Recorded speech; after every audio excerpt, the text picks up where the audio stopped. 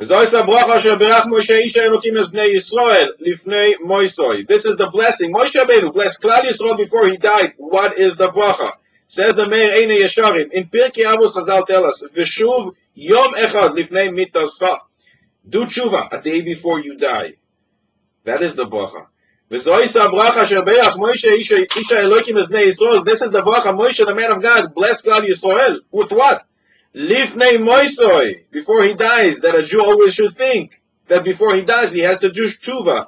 But does one know when he's going to die? The Gemara says in Shabbos, Rabbi Lezer said to his students, you should do a tshuva before you die. One day before you die, so the students said, Rebbe, do we know how long we're going to live?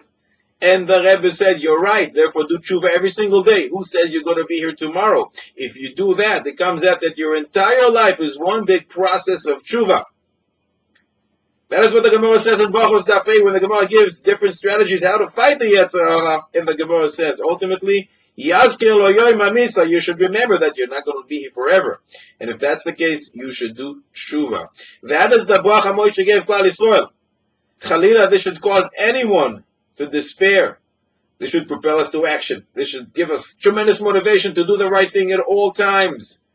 To make sure that when we do leave the world, even Hashem after 120, leave after we did tshuva, tshuva me'ava, tshuva out of love, tshuva on the highest level.